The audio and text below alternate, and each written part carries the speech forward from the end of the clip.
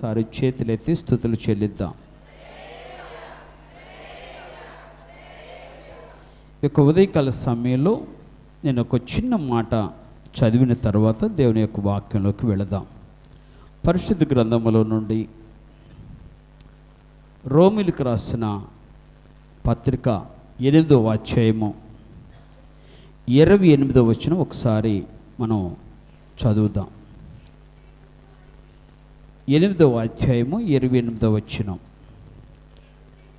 దేవుని ప్రేమించు వారికి అనగా ఆయన సంకల్పం చొప్పున పిలువబడిన వారికి మేలు కలుగుటకై సమస్తమును సమకూడి జరుగుచున్నవని ఎరుగుతాము. దేవుని స్తోత్రాలు. చిన్న ప్రార్థన చేద్దాం. పరిశుద్ధుడైన తండ్రి, నీకు స్తోత్రాలు. ఈ ఉదయకాల సమయంలో నాతో మాట్లాడుతున్న శ్రేష్టమైన కొన్ని మాటలను బట్టి స్తుతిస్తున్నా. నా ద్వారా మాట్లాడమని కూడా ప్రార్థన చేస్తున్నా. నా నోటిని బోరుగా వాడుకోమని ప్రార్థన చేస్తున్నా. ఈ యొక్క ఉదయకాల సమయంలో మీ సన్నిధిని మాతో ఉంచి నడిపిస్తారని యేసు నామమున ప్రార్థించి అడిగి వేడుకుంటున్నాను పరమ తండ్రి. ఆమేన్. హల్లెలూయా. ఈ యొక్క ఉదయకాల సమయంలో ఈ మాటను మీరు జ్ఞాపకం చేసుకోవాలని ప్రభుపేట మనం చేస్తున్నాను. నాకెందుకు ఇలా జరుగుతుంది? ఎందుకు నా జీవితం ఇలా ఉంది? ఎందుకు నా బిడ్డలు ఇలా తయారవుతున్నారు? ఎందుకు నాకున్న సమస్య ఈ విధంగానే ఉండిపోతుంది? ఎందుకు నేను ఏ విషయంలో కూడా దిగులు చెందుకొని ఉండలేకపోతున్నాను? ఏ విషయంలో కూడా నేను ధైర్యం కలిగి ఉండలేకపోతున్నా? ఎందుకు నా జీవితంలో ఇలాంటి సమస్యలు వస్తున్నాయి అనేది మనందరిలో ఒకవేళ ప్రశ్న ఉంటే, ఒకవేళ అటువంటి ఆలోచన ఉంటే, ఈరోజున దేవుడు మనతో మాట్లాడుతున్న మాట ఏంటంటే, ఆయన సమస్తమును మన మేలు కొరకే జరిగించి దేవుడు. ఆయన సమస్తాన్ని మేలు కొరకు జరిగిస్తాడు. ఎవరికి జరిగిస్తాడు అంటే 2 మాటలు చెప్పాడు. మొదటి మాట అంటాడు, ప్రేమించిన వారికి. నువ్వు దేవుని ప్రేమిస్తున్నావా? నీ జీవితంలో ఏ కార్యం జరిగినా అది నీ మేలు కొరకు జరిగిందని భావించు. ఏ కార్యమైనా సరే అది నీ మేలు కొరకే జరిగిందని భావించు. ఎందుకని దేవుని వాక్యం సెలవిస్తుంది. నా మాట కాదు, దేవుని ప్రేమించిన వారికి సమస్తమును మేలు జరుగుటకే జరుగుతాయట. అందుకని ఈ ఉదయకాల సమయంలో నువ్వు ప్రేమించావా? నీ జీవితంలో ఏది జరుగుతున్నా, ఏది జరిగినా, ఏది జరగబోతున్నా అది దేవుణ్ణి ప్రేమించే వారికి మేలు కొరకే జరుగుతుందని భావించమని ప్రభుపేట మనం చేస్తున్నాను. 2వ మాట అంటాడు, ఆయన ప్రేమించిన వారికి అనగా ఆయన సంకల్పం చొప్పున పిలువబడిన వారికి. మనందరం దేవుని చేత పిలువబడ్డాం. ఆమేన్ చెప్దాం. మనందరం ఎవరి చేత పిలువబడ్డాం? దేవుని చేత పిలువబడ్డాం. దేవుడు మనల్ని పిలుచుకున్నాడు. దేవుడు మనల్ని ఏర్పరచుకున్నాడు. కాబట్టి ఉదయకాల సమయంలో నీ జీవితంలో జరుగుతున్న దేని గురించి కూడా నువ్వు చింతపడవలసిన అవసరత లేదు. నువ్వు భయపడవలసిన అవసరత అంతకంటే లేదు. నువ్వు దిగులు చెందాల్సిన అవసరత లేదు. ఎందుకంటే దేవుడు మన పట్ల జరిగించే ప్రతి కార్యం వెనుక గొప్ప మేలు దాచి ఉంచాడు. ఆమేన్ చెప్దాం. ఆ మేలు పొందటానికి ప్రయత్నం చేద్దాం. ఆ మేలేంటో దేవుని సన్నిధిలో అడుగుదాం. ఆ మేలేంటో, ఆ యొక్క ఉద్దేశం ఏమిటో, దేవా ఈరోజు నాకు బయలుపరచు అని దేవుని సన్నిధిలో ప్రార్థన చేద్దాం. అందుకని ఈ ఉదయకాల సమయంలో నా ప్రియ దేవుని బిడ్డలారా, ఈ రోజున చివరి ఆదివారం ఈ నెలకు, ఏమ రైట్? ఈ నెలకు చివరి ఆదివారం. ప్రతి చివరి ఆదివారము మనము ఎవరికొకరి గురించి మనం నేర్చుకుంటూ ఉన్నాం. ఈ రోజున ఒక స్త్రీని గురించి మీకు చెప్పాలని ఆశపడుతున్నాను. అంటే ఒక మాటలో చెప్పాలంటే, చిన్నతనం నుండి దేవుని యందు భయభక్తులు కలిగి పెరిగిన బిడ్డ, కానీ జీవితాల్లో అనేకమైన ఒడిదుడుకులను తట్టుకొని దేవుని కొరకు నిలబడి, దేవుని సన్నిధిలో నిలబడి, దేవుని యొక్క రాజ్యవ్యాప్తి కొరకు పాటుపడి దాదాపు 8,000 పాటలు రాసినటువంటి గొప్ప గీత రచయిత, పాట రాసినటువంటి పాటకారి ఆమె జీవితాన్ని గురించి మీకు కొన్ని విషయాలు చెప్పాలని ఆశపడుతున్నాను. ఆ అమ్మాయి, ఆమె పేరు ఫ్యానీ క్రోస్బీ. వాస్తవానికి ఆమె పేరు ఫ్రాన్సిస్ జాన్ క్రోస్బీ యాక్చువల్గా. కానీ ఆమెను ఫ్యానీ క్రోస్బీగా పిలుచుకున్నారు వారి తల్లిదండ్రులు. జాను అనే ఆయనకి మెర్సీ అనేటువంటి ఆమెకు పుట్టినటువంటి ఒక్కగానే ఒక కుమార్తె. జాగ్రత్తగా ఆలోచించాలి. ఒక్కగానే ఒక్క కుమార్తె. ఆమె తన జీవితము పుట్టినప్పుడు మంచి అందమైన బిడ్డగా పుట్టింది. ఒక మాట చెప్పాలంటే ఆమె చాలా మంచిగా పుట్టింది. ఎటువంటి లోపము లేకుండా పుట్టింది. ఎటువంటి అవయవ లోపం లేకుండా పుట్టింది. మంచిగా పుట్టినటువంటి ఆ బిడ్డ జీవితంలో జరిగినటువంటి సంఘటన మీతో చెప్తున్నా. జాగ్రత్తగా ఆలోచించండి. నాకెందుకు ఇలాగా మంచి బిడ్డనిచ్చాడు కదా, ఎందుకు నా బిడ్డ జీవితంలో ఇలా జరిగిందని మనం బాధపడుతూ ఉంటాం, వేదన చెందుతుంటాం. నేను తప్పనంటులా, కానీ మనకు ఒక దేవుడు మన జీవితంలో జరిగే ప్రతి దానికి ఆయనే నిర్మాణకుడిగా ఉన్నాడు. ఆయనే నిర్మాణకుడిగా ఉన్నాడు. ఆయన చేస్తూ ఉన్నాడు. అయితే చిన్న వయసులో అనగా 2 నెలల పాపగా ఉన్నప్పుడు ఆమెకి కంటి జబ్బు చేసిందట. ఎవరికి? ఫ్యానీ క్రోస్బీ అనే పాపకి ఎన్ని నెలలప్పుడు? 2 నెలలు. సుమారుగా 6 వారాల సమయంలోనే ఆమెకు భయంకరమైన కళ్ళ జబ్బు చేసిందట. అక్కడ ఊరిలో ఉన్నటువంటి ఒక డాక్టర్ని పిలిచి, అయ్యా నా బిడ్డ కళ్ళ జబ్బుతో బాధపడుతుంది, నా బిడ్డకి ఏదో ఒక వైద్యం చేసి నా బిడ్డ కళ్ళు బాగు చేయని చెప్తే ఆయనట కొంతమంది పేరుకు డాక్టరు కానీ చూసే విషయంలో చెత్త డాక్టర్ అనుకోవాలి. సరే కదా అని చెప్పి ఆయన వచ్చి ఆ బిడ్డను చూసి ఆ బిడ్డకి నాటు వైద్యం చేశాడు.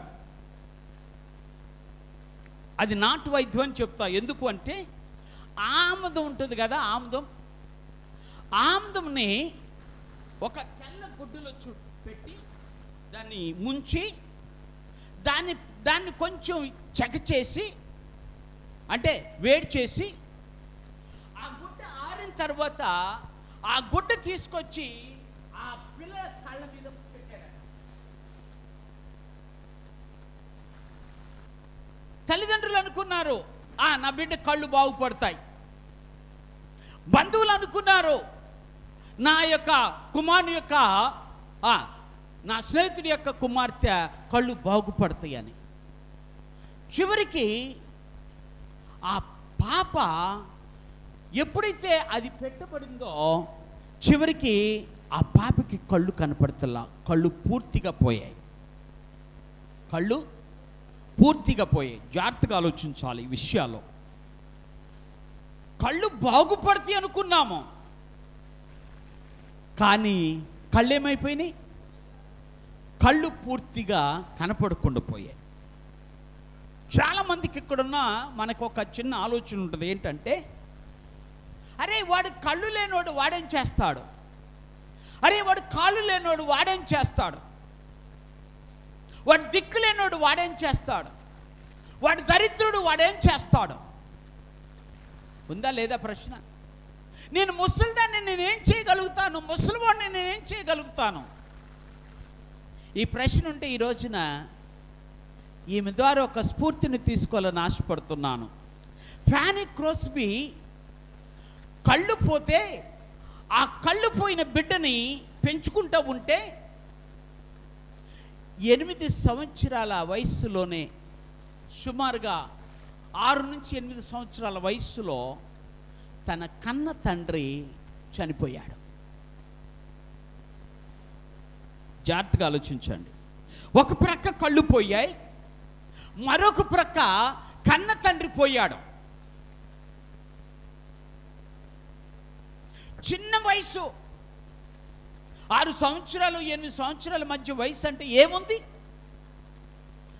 కానీ విచిత్రం ఏంటో చెప్పనా, ఆమెను ఆదరించటానికి తల్లి ఉంది, ఆదరించటానికి అమ్మమ్మ ఉంది. అమ్మ దగ్గర ఆ బిడ్డ పెరుగుతూ ఉంది. జాగ్రత్తగా ఆలోచించండి. పెరుగుతూ ఉంటే చాలా పిల్లలతో చక్కగా ఆడుకుంటూ ఉంది. మీకు ఒక విషయం చెప్పనా, నేను ఎప్పుడు ఈ మాట చెప్తాను, నా మనసులో ఉంటుంది ఎప్పుడు ఈ మాట ఏంటంటే, ఎవరికైనా అంగవైకల్యం ఉన్నా, ఏదన్నా లోపం ఉన్నా, వాళ్ళంత తెలివిగల వాళ్ళు మరొకరు లేరు అనుకుంటాను. నేను నా జీవితంలో నేను చూసా. ఎవరంత వారు? వాళ్ళు చాలా తెలివిగా ఉంటారు. మీరు కనుక ఒక్కసారి జ్ఞాపకం చేసుకోండి, ఏ మనిషి అయినా ఒక కాలు సరిగా లేకపోతే రెండో కాలుతో పనిచేస్తారు, ఒక చెయ్యి సరిగా లేకపోతే రెండో చేత్తో పని చేస్తారు. ఓకే, మనం కూడా చేయలేము. ఒక తప్పుడు మనం కూడా రెండు చేతులు రెండు కాళ్ళు ఉన్నవాడు కూడా చేయలేడు. ఈ బిడ్డ కళ్ళు లేకపోయినా దాగుడు మూతల ఆట. ఏమాట అంటే తెలుసా మీకు? మేమెప్పుడు ఆడాము, కళ్ళకు గంతలు కట్టి నేను ఎక్కడ నన్ను కనిపెట్టు అంటే, ఆ చిన్న వయసులో ఆ పిల్లలతో కలిసి ఆడుకునేటప్పుడు ఆ పిల్ల శబ్దం విని, పరుగెడుతున్నటువంటి బిడ్డల యొక్క శబ్దం విని వాడిని వెళ్ళి కనిపెట్టేదట. మీరు జ్ఞాపకం చేసుకోండి, అంధత్వం ఉన్న ఆమె జీవితంలో అంధత్వం ఏనాడు కూడా అడ్డు రాలేదు, ఏనాడు అడ్డు రాలే. ఆ విధంగా తను తల్లి దగ్గర నేర్చుకుంటూ, అమ్మమ్మ దగ్గర నేర్చుకుంటూ తన జీవితంలో ఒక మంచి భక్తి జీవితాన్ని అలవాటు చేసుకోవడానికి ప్రయత్నం చేసింది, అలవాటు చేసుకుంటుంది. సుమారుగా 8 సంవత్సరాల వయసులో కొంచెం జ్ఞానం వచ్చిన తర్వాత, నీ కళ్ళు లేవు కదా, ఎలా చూస్తావు మమ్మల్ని, ఎప్పుడు చూస్తావు మమ్మల్ని అని చెప్పి అందరూ హేళన చేస్తుంటే, ఆ విషయాన్ని తల్లి దగ్గరికి వెళ్ళి చెప్పుకుందట. అమ్మా, నన్ను చూసి అందరూ హేళన చేస్తున్నారు అంటే తల్లి అందట, నానా నువ్వు హేళన చేయొద్దు, నీకు విషయం చెప్తాను, జ్ఞాపకం చేసుకో.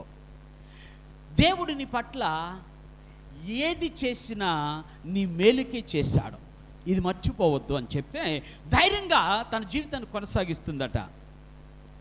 ఒక రోజున తన కొంచెం వయసు వచ్చి, అంటే 8 సంవత్సరాలు దాటుతున్న సమయంలో తను ఒక క్యాప్షన్ రాసుకుంది. నాకు భలే ఇష్టమైన క్యాప్షన్ అది. ఏంటా క్యాప్షన్ మీకు చెప్తాను. ఏమన్నదంటే ఆమె, నా కళ్ళు పోయాయి కదా, నేను దిగులు పడతలేదు, ఎందుకో చెప్పనా, నేను పరలోకం వెళ్ళిన తర్వాత, అనగా నేను చనిపోయిన తర్వాత నేను మొట్టమొదట చూసేది నా ప్రభువుని అన్నదంట. దేని స్తోత్రాలు. అవును కదా, అవునా? ఈరోజు నీ లోకంలో మనం ఉన్నప్పుడు కళ్ళు పోయినా, ఈ లోకంలో మనం బ్రతుకుతున్నప్పుడు మన స్థితి బాగోకపోయినా, ఈ లోకంలో బ్రతుకుతున్నప్పుడు మన యొక్క పరిస్థితి బాగోకపోయినా, మనం ఎందుకు పనికిరాని వారమని భావిస్తూ ఉన్న జనం, మన జీవితంలో ఎందుకు ఇలా జరుగుతుందని ఒకవేళ నీ మంత్రాంగమో నిన్ను పరిశోధిస్తున్నా, ఈ రోజున దేవుడు మాట్లాడితే మాట ఏంటంటే, ఈ తాత్కాలికమైన దేశంలో, తాత్కాలికమైన జీవనములో, తాత్కాలికమైన జీవితములో, అశాశ్వతమైన జీవితములో ఇవన్నీ కామను, కానీ శాశ్వతమైన జీవము దేవుడు మన కొరకు దాచించాడు. ఆ జీవితము కొరకు ప్రయత్నం చేస్తా, ఆ జీవము కొరకు ప్రయత్నం చేస్తా. ఆ దేవునితో నేను నా జీవితాన్ని అన్ని విషయాల్లో సంతృప్తిగా జీవించడం నేర్చుకుంటా. అర్థమవుతుందా మీకు? చిన్న వయసులోనే ఎంత గొప్ప భావన అండి, ఎంత గొప్ప భక్తి అండి, ఎంత గొప్ప తీర్మానం అండి, ఎంత గొప్ప ఆలోచన అండి. ఒకసారి ఆలోచించండి. ఎందుకు ఈ విషయం చెప్తున్నానంటే, ప్రతి ఒక్కరి జీవితంలో ఏదో ఒక లోపం ఉంటుంది. లోపం లేనివాడు అయ్యా నన్ను ఎందుకు ఇలా చేసావు అని అడిగితే దేవుడు అంటాడు, that is good for you అంటాడు. అది నీకు మంచిది, అది నీకు మేలు అంటాడు.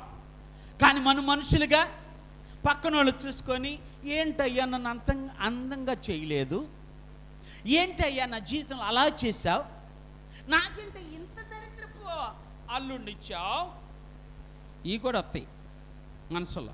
ఇదేంటయ్యా నా జీవితంలో ఇంత దరిద్రపు కోడల్ని ఇచ్చావు. నో, దేవుడి సన్నిధిలో చెప్తున్నా, అది ఏమాత్రము కాదు. దేవుడు నీకు ఇచ్చినది మేలు కొరకే ఇచ్చాడు, నీకు చేసినది మేలు కొరకే చేశాడు. దేవుడు తప్పనిసరిగా ఒక ఉద్దేశంతో తన పట్ల నీ పట్ల తన కార్యాలు జరిగిస్తూ ఉన్నాడు.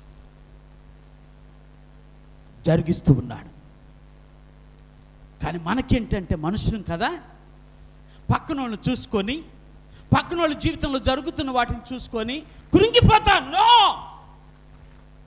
కృంగిపోవాల్సిన పౌలు లేదు. వారికి ఉండే లోపాలు, వారికి ఉండే సమస్యలు, వారికి ఉండే వేదనలు, వారికి ఉన్న బాధలు అప్పుడు నువ్వు చూస్తే నాకంటే చాలామంది దరిద్రులు ఉన్నారు ఈ లోకంలో అనిపిస్తుంది. నేను ఎప్పుడు కూడా గర్వపడతా. ఎప్పుడో చిన్నప్పుడు చదువుకున్న స్టోరీ, ఇప్పటికీ ఆ స్టోరీని చూసి నేను గర్వపడతా. చెప్పులు లేనోడని దిగులు పడకూడదు. కాళ్ళు లేనోడిని చూసి అయ్యో వాడి కాళ్ళు లేవయ్యా, నాకన్నా చెప్పులే లేవు, నేను వాడికంటే ఘనుడనయ్యా, వాడికంటే నేను ఘనుడను, వాడికంటే నేను గొప్పవాడిని. బహుశా అదే అనుకుందేమో. నాకు దేవుడు కళ్ళు ఇవ్వలేదు, కానీ నాకేమిచ్చాడు చెప్పండి ఒకసారి? నాకు మేధస్సునిచ్చాడు. కళ్ళున్న వారిని కనిపెట్టగలిగినటువంటి మహత్తరమైన శక్తి నా దేవుడు నాకు అనుగ్రహించాడు. ఈ కళ్ళు లేకపోయిన పరలోకపు దేవుడిని నేను కన్నులారా చూస్తా.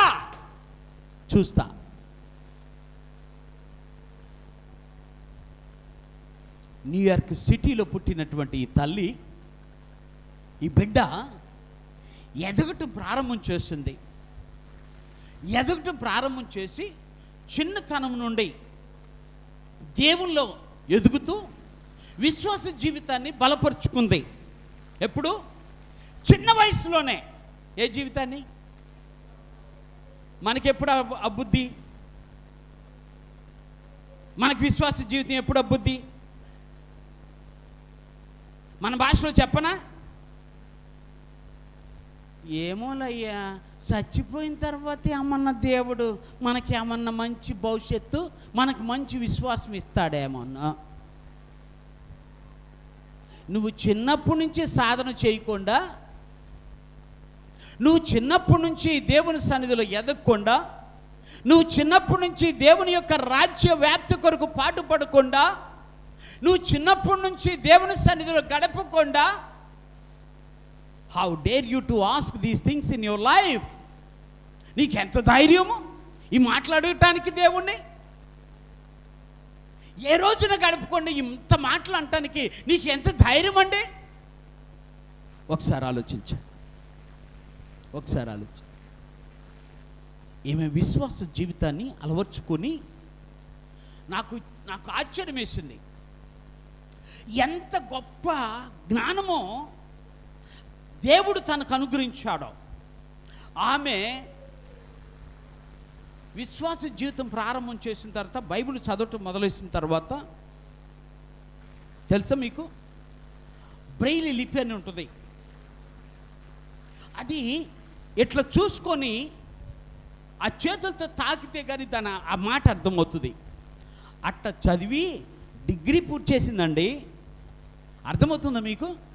ఏం పూర్తి చేసింది? డిగ్రీ పూర్తి చేసింది. మనం ఏమనుకుంటాం తెలుసా? మనం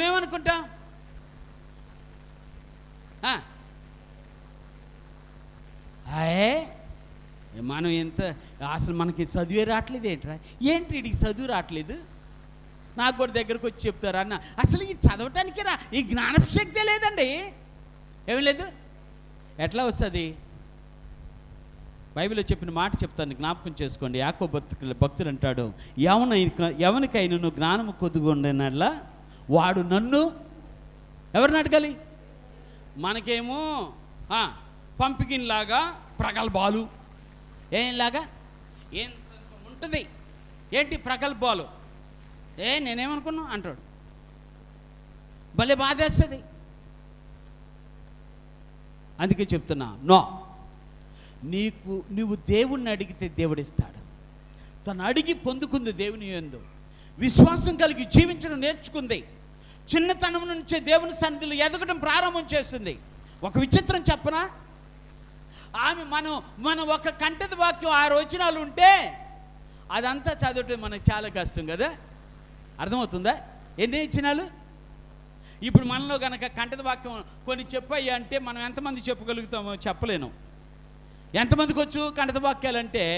చెప్తాడు దేవుడు లేకుండా ఎంతో ప్రయోగించినది ఒకటి చెప్తాడు. అవసరమైతే యెహోవా నా కాపురి, నాకు లేమి కలుగుదు చెప్తాడు. కొద్దిగా తెలివి గలవాడు, దేవుని ప్రేమించే వారికి అనగా సంకల్పం చొప్పున పిలువబడి సమస్యను జరుగుతున్నాడు. ఇలాగైతే కొన్ని చెప్తాడు. ఈ బిడ్డ చిన్నతనంలో 8 సంవత్సరాల వయసు దగ్గర నుంచి మొదలేసుకొని 15 సంవత్సరాల వయసులో తను ఆది కాండము నుంచి ద్వితీయోపదేశ కాండం వరకు కంఠస్థం చేసింది. సామెతల గ్రంథాన్ని కంఠస్థం చేసింది. పరమగీతాల గ్రంథాన్నే. సామెతల గ్రంథంలో ఎంత ఉంటాయి? ఎన్ని అధ్యాయాలు ఉంటాయి చెప్పండి ఒకసారి. చూసి చెప్తామయ్యా అంటారా? ఎన్ని? 31 అధ్యాయాలు ఉన్నాయి. పరమగీతాలు ఎన్ని అధ్యాయాలు ఉన్నాయి? 8 అధ్యాయాలు ఉన్నాయి. ఓకే. ఆది కాండంలో 50 అధ్యాయాలు, నిర్గమకాండంలో 40 అధ్యాయాలు, ఇలా చెప్పుకుంటూ పోతే ఇన్ని అధ్యాయాలు కళ్ళు లేని ఓ తల్లి కంఠస్థం చేసింది. దేవుని స్తోత్రాలు. నూతన నిబంధనకు వచ్చిన తర్వాత నూతన నిబంధనలో 4 గాస్పెల్స్, 4 సువార్తలు కంఠస్థం చేసింది. కీర్తనల గ్రంథంలో అనేకమైన కీర్తనలు కంఠస్థం చేసింది. అందుకే చెప్తున్నా, మీకు ధ్యాస ఉంటే దేన్నైనా సాధిస్తాం. దేవుని స్తోత్రాలు. ధ్యాస కావాలి. నేను ఈ మాట్లాడుతుంది కంఠస్థం చేయటం దాని గురించి కాదు మాట్లాడుతుంది. ధ్యాస ఉంటే నువ్వు సాధించినది ఏది ఉండదో, ధ్యాస పెడితే నీకు దొరకంది ఏది ఉండదు. కాకపోతే మనకేంటో తెలుసా, డిగ్రీ చేద్దాం అనుకున్నా కానీ మా ఫ్రెండ్స్ ఏం పర్వాలేదు లేరా అన్నారా, అందుకే నేను ఆగిపోయా. ఎంఏ చేద్దాం అనుకున్నా, ఎంటెక్ చేద్దాం అనుకున్నా, కానీ వాళ్ళు అడ్డుపడారు. వద్దులే, ఎందుకులే, దీంతో సాలే అనుకున్నా. లేరా మనలో? దేంతో? దీంతోనే చాలు. ఈరోజు నేను ఎందుకు ఈ విషయం చెప్తున్నా అంటే, తృప్తి చెందాలి, సంతృప్తి చెందాలి, ఉన్నదంతా సంతృప్తిగా ఉండాలి. కానీ జ్ఞాన విషయంలో సంతృప్తి చెందకూడదు. జ్ఞాన విషయంలో ఏం చేయాలి? ఎప్పటికప్పుడు సంపాదిస్తూనే ఉండాలి. ఈ పుస్తకం కాకపోతే ఆ పుస్తకం, ఆ పుస్తకం కాకపోతే ఇంకో పుస్తకం, ఇంకో పుస్తకం కాకపోతే ఇంకో పుస్తకం, ఇలా చదువుకుంటూ వెళితే ఏమవుతుంది? ఈ లోకంలో నువ్వు సంపాదించిందంతా ఎత్తుకుపోతారు, కానీ నీలో ఉన్న జ్ఞానాన్ని ఎవడో తీసుకోడు. అన్ని వాక్యాలు కంఠస్థం చేసింది. ఎవరిమే ఒక అంధురాలు, కళ్ళు లేని కబోది అంటారు మన భాషలో. కళ్ళు లేని ఆమె ఎన్ని అధ్యాయాలండి ఇవి? మామూలు విషయాలు కాదు కదా. ఇన్ని అధ్యాయాలు కంఠస్థం చేసింది. నేను కూడా సిగ్గుపడ్డా. నువ్వేమి నా గురించి కూడా నువ్వేం పెద్ద ఆలోచించవద్దు. అయ్యగారు ఎన్ని, కొంతమంది ఉంటారులేండి మనసులో అనుకో, ఇంతకీ అయ్యగారు చెప్పే అయ్యగారు ఎన్ని కంఠస్థ వాక్యాలు వచ్చు? దేవుని సన్నిధిలో చెప్తున్నా, నేను 250 కంఠస్థ వాక్యాలు ఇలా నుంచొని చెప్పిన. ఎప్పుడు అంటే నేను ఈ ఫస్ట్ బైబిల్ కాలేజీలు స్టార్ట్ అయిన దగ్గర నుంచి ఎండింగ్లో నేను డిగ్రీ చదివేటప్పుడు 250 కంఠస్థ వాక్యాలు అలా నుంచొని చెప్పా. ఈరోజు నన్ను అడిగితే నేను చెప్పలేను, దండం పెడతా మీకు. ఎందుకో తెలుసా? వయసు మీద పడింది, కళ్ళు ఇది పెట్టుకుంటేనే కనపడతాయి. అర్థమైంది అక్షరాలు. కానీ మీ భవిష్యత్తు ఉంది. నేను చూడాలి మీకేముంది, భవిష్యత్తు ఉంది. దీని మీద కాదు, నేను దీని గురించి కంఠస్థ వాక్యాల గురించి కాదు. మీ భవిష్యత్తుని మీద నువ్వు గనక ధ్యాస పెడితే, ధ్యానం పెడితే, లగ్నపరిస్తే నీ భవిష్యత్తు అద్భుతంగా మార్చగలిగిన మహోన్నతుడైన దేవుడు ఉన్నాడు. అదే ఆమె ధైర్యం, అదే ఆమె ధైర్యం, అదే ఆమె ఆలోచన, అదే ఆమె తలంపు. అలా చేసి తన జీవితాన్ని దేవునితో మమేకమై యుక్త వయసు వచ్చిన తర్వాత వివాహం చేసుకుంది. ఒక బిడ్డను కన్నది, వివాహం చేసుకొని ఒక బిడ్డను కన్నది. కొన్ని సంవత్సరాలకి భర్త విడిపోయాడు, భర్త వెళ్ళిపోయాడు. కొన్ని సంవత్సరాలకి బిడ్డ చనిపోయింది. అయినా దిగులు పడలా. ఎందుకో చెప్పనా? తన జీవితంలో ఒక అద్భుతమైనటువంటి ఆలోచన ఉంది. నా దేవుడు నా కొరకు మేలే చేస్తాడు. అలాగే తన జీవితాన్ని కొనసాగించి సంఘంలో ఒక మిషనరీగా, సంఘంలో ఒక బాధకురాలుగా, సంఘములో ఒక పరిచారకురాలుగా మంచి పేరు తెచ్చుకుంది. న్యూయార్క్ సిటీలోనే, అమెరికా దేశపు న్యూయార్క్ సిటీలోనే ఆమె మంచి పేరు తెచ్చుకుంది. దేన్ని బట్టి? నీకు ఎప్పుడు పేరు వస్తుంది చెప్పనా? ఎప్పుడు పేరు వస్తుంది? ఒక 100 వాక్యాలు కంఠస్థం చేసినప్పుడా? రావచ్చు. రాదని నేను అంటలేదండి, రావచ్చు. ఓకే, 1 కేజీ బంగారం దాచినప్పుడా? రావచ్చు. మన ఊరికి ఎమ్మెల్యే అయినప్పుడు అవ్వచ్చు, లేదా మంత్రి పదవి వచ్చినప్పుడు రావచ్చు.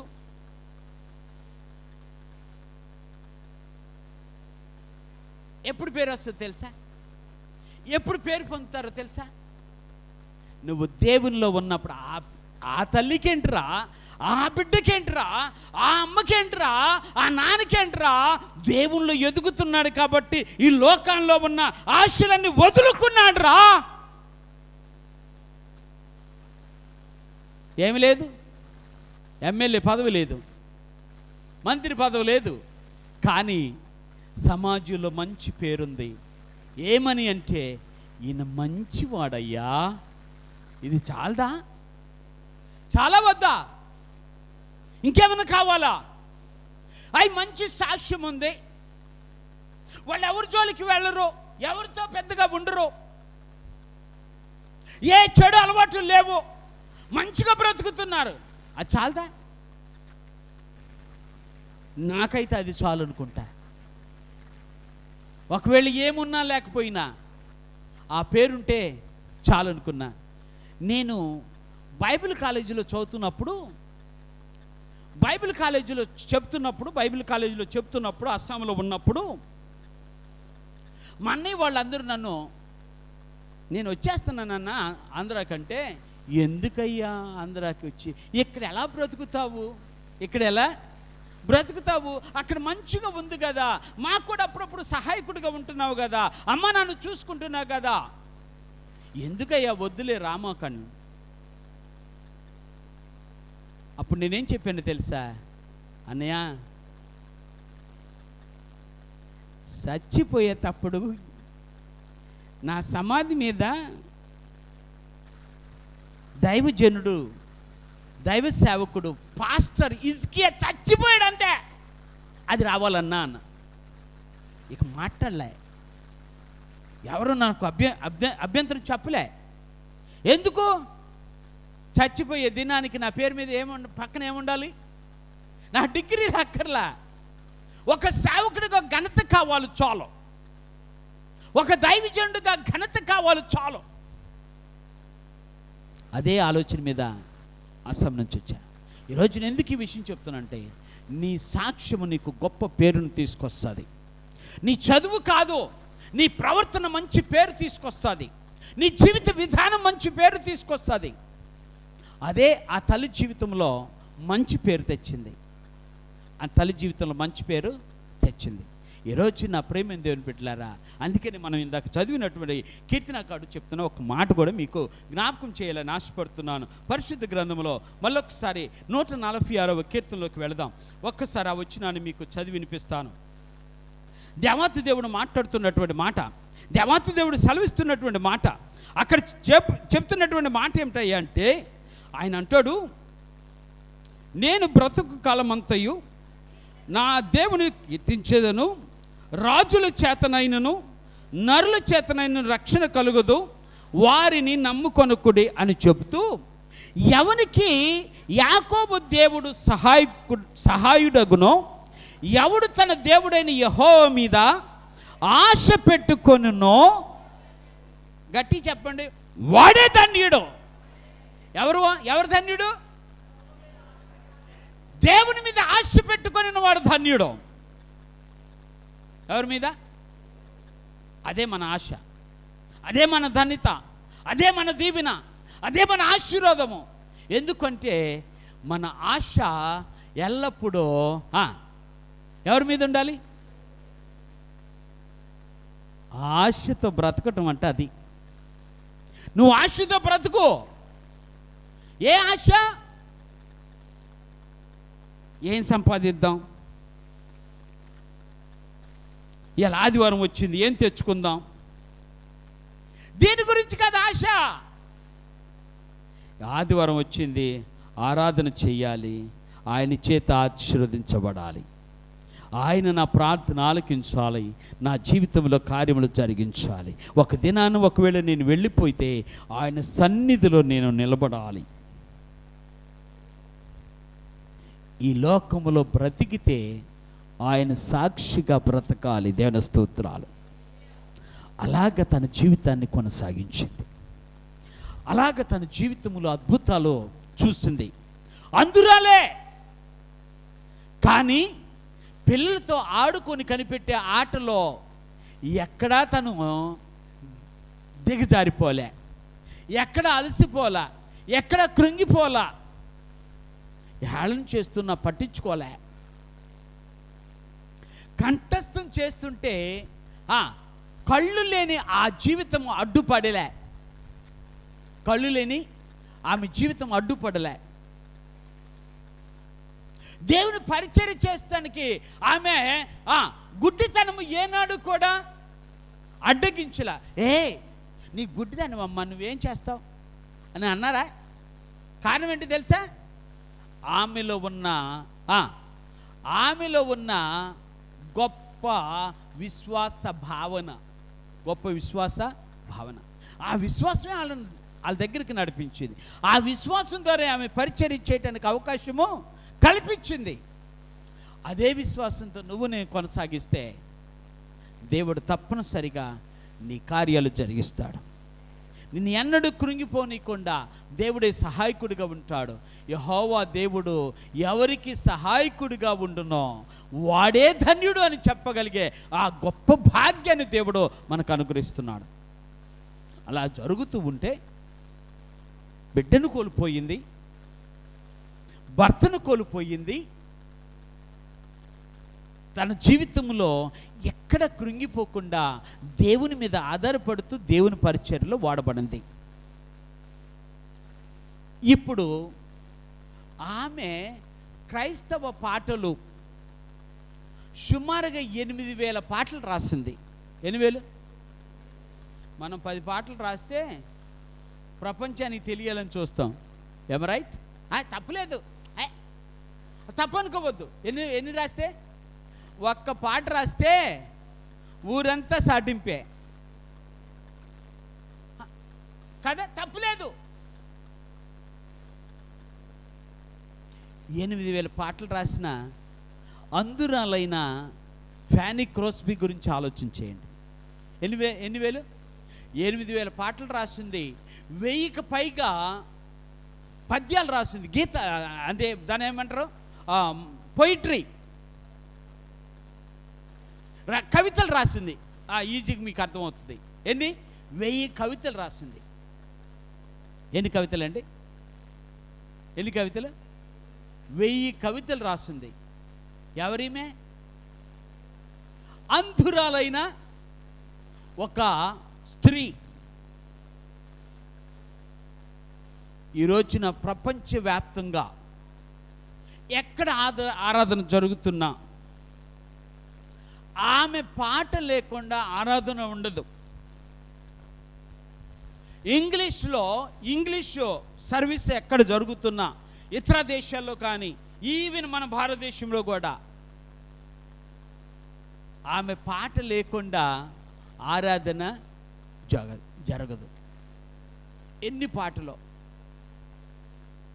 Blessed assurance, to God be the glory అని ఈ పాటలు ఇంగ్లీష్ పాటలే, మనకెందుకులే కానీ చెప్తున్నా, మాటలు చెప్తున్నా. ఎన్ని పాటలు రాసిందో తన జీవితంలో. I am thine O Lord, near the cross, pass me not O gentle saviour, ఇలాగ అనేక పాటలు ఈ రోజున ప్రపంచాన్ని చుట్టుముట్టాయి. ఏంటి అవి? పాటలు. ఒక అంధురాలు రాసిన పాటలు. ఎందుకు ఈ విషయం చెప్తున్నా నా ప్రేమ దేవుని బిడ్డలారా? జాగ్రత్తగా ఆలోచించండి. ఆడుకోవటానికి ఆమె అంధత్వం అడ్డు రాలే. కవితలు రాయటానికి ఆమె అంధత్వం అడ్డు రాలే. అన్ని వాక్యాలు కంఠస్థం చేయటానికి ఆమె అంధత్వము అడ్డు రాలే. అన్ని పాటలు రాయటానికి ఆమె అంధత్వము అడ్డు రాలా. కారణం ఏంటో చెప్పనా? నా ధ్యాస దేవుని పైనే. ఎవరిపైన? అన్నిటికీ కారణము ఆమె గురి దేవుడే. ఎంత కృంగిపోతాం కదా. భర్త చనిపోతే ఎంత కృంగిపోతాం. పాపకు వయసు వచ్చేటప్పుడు ఇంకో భర్తను చేసుకుంటే అతను వదిలేస్తే ఎంత కృంగిపోతుంది. ఇక నా జీవితం ఇంతేనా, నా బ్రతుకు ఇంతేనా అని అనుకోరా? అనుకోమా? ఎవరు లేకుండా ఒంటరిగా బ్రతికింది కదా.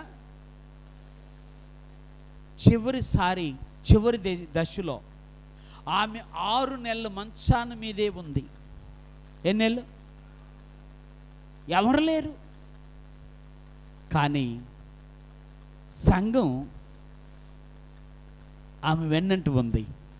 దేవుని స్తోత్రాలు. సంఘం ఆమెతో ఉంది.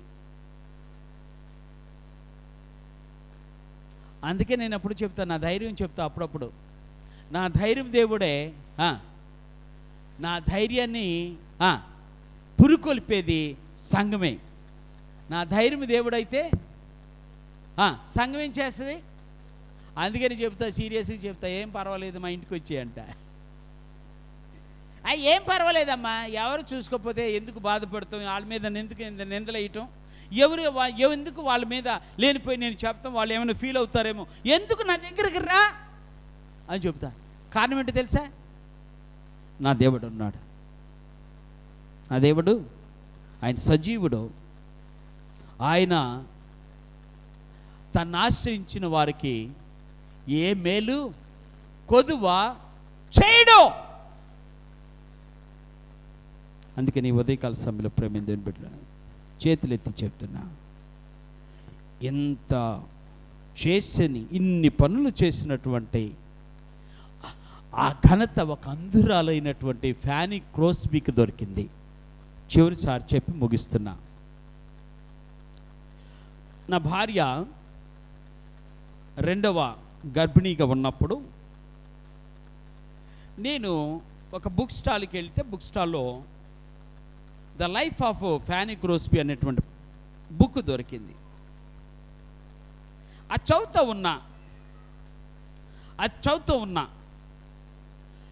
ఉన్న తర్వాత సెలవులకి ఇంటికి వచ్చా. అది నా దగ్గర ఉంది, ఆ పుస్తకం నా దగ్గర ఉంది. అది పెద్ద పేజీలు, ఎన్నో పేజీలు కాదు, సుమారుగా 174 పేజీలు సంథింగ్ ఉంది. ఆ పుస్తకం తీసుకొచ్చుకొని చదువుకుంటూ తీసుకొచ్చుకొని ఇంటికి వచ్చేసా. ఇంటికి వచ్చిన తర్వాత నా భార్యకి నెలలు నిండే హాస్పిటల్లో జాయిన్ చేసిన తర్వాత డాక్టర్ గారు, అయ్యా నీకు మళ్ళీ ఒక ఆడపిల్ల పుట్టింది, ఫస్ట్ ఆడపిల్ల అంటే కదా, ఓకే అన్న. మరి ఆపరేషన్ చేయమంటారా అన్న. చేసేనాను. అదేంటి మగోడి కోసం ఉంచుకోవా అన్నాడు. నేను ఉంచుకోను అన్న. ఎందుకు? నాకు మగ పిల్లలు ఆడపిల్లని తేడా అది గురించి ఆలోచన లేదు. ఇంతకీ మీరు ఏం చేస్తారన్న? నేను సేవకున్నే, బైబిల్ కాలేజీలో చేస్తాను. అందుకనే మీరు ఎంత ధైర్యంగా. ఆ పాప పుట్టగానే నా పాపకు చర్చిలో ఎవరు పేరు పెట్టలే, నేనే పెట్టుకున్నా. పెద్ద ఆమెకు మాత్రం అమెరికా ఆయన మా మా కాలేజీకి వచ్చినప్పుడు డేవిడ్ వౌటన్ అని ఆయన మా పాపను చూసి, నీ డాటర్ చాలా షైనింగ్గా ఉంది అని పెట్టి షైనీ అని పేరు పెడతానన్నాడు. పెట్టా అన్న. షైనీ గ్రేస్ అని పేరు పెట్టాడు. కానీ నా చిన్న కూతురికి ఇది చదివిన ఈ ఇన్స్పిరేషన్లో నా కూతురికి ఫ్యానీ గ్రేస్ అని పెట్టా.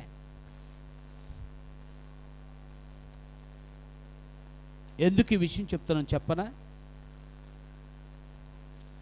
I want such inspiration even in her life. అంత గొప్ప స్ఫూర్తి తన జీవితంలో కూడా ఉండాలి, తన జీవితంలో కూడా ఉండాలి అనే ఆశతో ఆ పేరు పెట్టా. ఎందుకు ఈ విషయం చెప్తున్నా అంటే, నీవు కూడా నీ జీవితంలో, నీ బిడ్డల విషయంలో, నీ కుటుంబ విషయంలో, నీ భర్త విషయంలో నువ్వు తీసుకున్న తీర్మానం అద్భుతమైనదిగా ఉంటే, నీ ఆశ దేవుని పైన ఉంటే, దేవుడు నీ జీవితంలో, నీ కుటుంబంలో, నీ బిడ్డల జీవితంలో గొప్ప కార్యాలు జరిగిస్తాడు. ఏ లోటు వచ్చినా కూడా ఆయనే సహాయకుడిగా ఉంటాడు. ఏ లోటు వచ్చినా, ఏ లోపం వచ్చినా కూడా ఆయనే సహాయకుడిగా ఉండి నా జీవితాలను అద్భుతమైన రీతిలో ఉంచగలిగిన ఘనత నా ప్రభు అయిన యేసుక్రీస్తుకు మాత్రమే ఉంది. ఈ విషయాన్ని మర్చిపోవద్దని ప్రభుపేట మనం చేస్తూ చిన్న ప్రార్థన చేసుకొని ముగించుకుంటున్న పరిశుద్ధుడైన తండ్రి, ప్రేమ కలిగిన దేవాని స్తోత్రాలు. ఈ ఉదయకాల సమయంలో నాతో మాట్లాడిన శ్రేష్టమైన 3 మాటలను బట్టి స్తుతిస్తున్నాం. అవును ప్రభు తండ్రి నాయన, ఈ లోకంలో నిన్ను ప్రేమించే వారికి సమస్తమును మేలు జరుగుతాయి అని లోపాలైన, పాపాలైన, దోషాలైన, అతిక్రమాలైన ఏమాత్రము కూడా ప్రభు నీ సన్నిధిని అనిపించడానికి అడ్డు రావని మాకు బోధించిన దేవుడు. మా ఆశ నీ పైన ఉంటే మా జీవితం అద్భుతమే అని సెలవిచ్చిన దేవుడు. మా జీవితాల్లో మేము బ్రతికినంత కాలము, మేము మట్టిలో కలిసిపోయేంత కాలము, నీ మహిమను చూసేంత కాలము మా ఆశ నీ పైన ఉండటానికి సహాయం చేయి దేవా. మా జీవితంలో ఏ లోపమున్నా, మా జీవితంలో ఏ కష్టమున్నా, మా జీవితంలో ఏ యొక్క కన్నీరు ఒలికిస్తున్న సమయాలున్నా దేవా, యొక్క ఉదయకాల సమయంలో మేము నీ మీద ఆశ పెట్టుకొని నిన్నే ఆరాధించి నీ ఎదుటే ఒక మంచి సాక్షిగా మమ్మల్ని అందరిని నిలబెట్టమని ప్రార్థన చేస్తూ నీ అభిషేకం ఆత్మశక్తిని దయచేయమని దీవించమని యేసు నామమున ప్రార్థించని వేడుకుంటున్నాను పరమ తండ్రి. ఆమేన్, ఆమేన్. హల్లెలూయా, హల్లెలూయా, హల్లెలూయా.